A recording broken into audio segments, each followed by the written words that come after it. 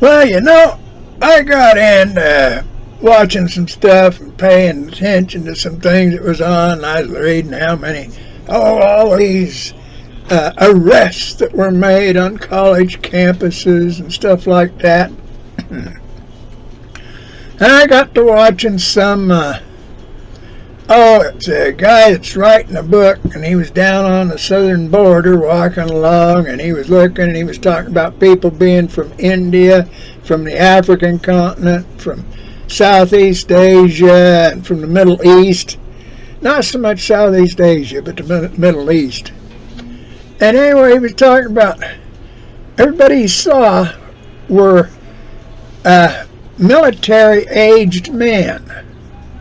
So, that's between 18 and 35 or 40, whatever you want to say. And so, I was wondering about that. And they're sleeping and got their own little place along there. They got fires with tires and things. Well, I was wondering about that. But I guess it's no big deal. But it made me to think, back in them Bible stories, back there in them books of Moses, that stuff that people say, a lot of people say, oh, that's just a tale that was told. Well, you can believe what you want to believe. There was a story back there about two brothers, Cain and Abel. And Abel, he was a herdsman. He had sheep and cattle and stuff, I guess. The other one was a farmer. He had carrots and rutabagas and potatoes and things. And anyway, the thing says Abel found favor in God's sight with his sacrifices.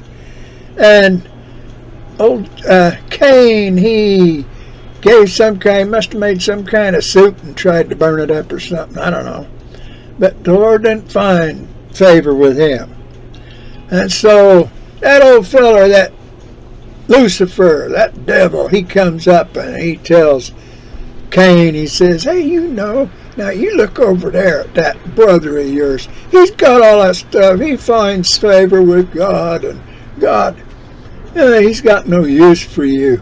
Now let me teach you how to do things, and you can have all of his herds and all of his sheep and cattle, and you can have his women in his camp and all that kind of stuff, I guess. So they go along and do it. He teaches him these things that are called secret oaths that you get your friends to make with you so that nobody will rat on nobody else, It's, nowadays they say honor amongst thieves, and I guess most of the honor amongst thieves is gone, except if you're a politician or a lawyer, because they seem to have some pretty good oaths between their membership and that they ain't going to be telling on each other. Okay, they'll go to jail. This one will go to jail to keep that bunch over there from going to jail, and that bunch over there's got all the money, and they invest it and everything, so that he's got, if he went in with $1 million, he'll get back out of jail, and that federal rest area they call federal prison for them lawyers and big businessmen and such, he'll get out of there, and that $1 million he had, it'll be $25 million. See, that's the kind of thing you work on. Well, you got them secret combinations and stuff. Now, I've been watching. I told you, there's only two churches. One's the Church of God, and the other one's the Church of the Devil. And, there's a lot of people running around. Now, that God of Islam is the same God that the Jews and the Christians believe. But back there in the 3rd century, or might have been the 4th century, I don't remember right now, that fellow Muhammad, the prophet, he was upset because he was saying that the true religion of Abraham had been corrupted. Well, I don't know. He was talking about the people in Israel, the ones that were left, the two tribes, and he's talking about the Christians. They come out from Christ dealings a couple of centuries before, 3 centuries before. And so he was about the same time in the era when that Emperor Constantine saw the light and became a Christian. And it became the Holy Roman Empire with all these fancy statues and things. See, and Prophet Muhammad was upset about that. So I don't know what all went on then, and I really don't care. I know what it's come down. There are good people in all beliefs and all faiths that try to be honest, try to be honorable, that try to help each other, try to do good things. Okay? So that doesn't matter what denomination or whatever you think they belong to. It's how they are. It's what they are in their hearts, what they are in their minds. That's what matters. If they're doing good and they're trying to make the things that God created better and improve on them and everything, and they're trying to teach their children to be right, to be good, to be honest and honorable, see, that puts them over in the Church of God, basically. Then you got all the ones that's over there. They might be running around in all these denominations that are these wonderful churches of God that are so against the devil, we can't have any of that. And that isn't allowed because you can't do that. Okay, now. They sit there and talk about being righteous and holy.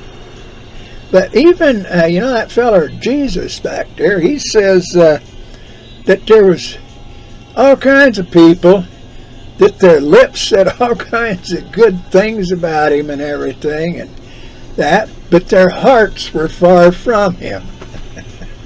So you see, they pretend to belong in this church over here, the good one, but in actuality, you get to paying attention. We can't judge because that's against the rules of eternity. But they're over here, actually, their actions and everything puts them across on the other side in that church of the devil. They're out there destroying things. They're hurting people. They're calling people sinners and that when they shouldn't. They don't have any right to. Now, that doesn't have to do with thieves or killers, murderers, or such. No, if somebody's a thief, that's a crime. You're stealing something that somebody else worked for and got on their own for their own benefit, for their family, for them and their friends. You steal it, you're a criminal. They went and got a car so they could go back and forth to work and to church on Sunday. You steal that car, you're a thief, you stole it from them. You see, these things all go on like this. And there's a lot of people. So you can't tell whether people are good or evil. But when you sit and look at that government back there, I don't think them people in government, there's not too many of them that seem to have any morals. Honor and honesty seems to be missing. I don't know, that's kind of a bad thing. Well, and they're burdening people with these taxes. All these terrible taxes we got. Oh, good grief. You go down and you put 10% of what you bought is added on as a tax for the city and state and county. And then you get your income and you wind up and maybe you come out pretty good with $30,000 and you wind up owing tax on $15,000 and you got to pay 15% on the $15,000 that you had, so you ain't got it. You see, theft. Them founding fathers, they had a thing about legislated theft. They called it taxation without representation. We're going to have to talk about that. Well, I'm going to let you go now. You all have a good day, and may God bless you all. Talk to you again.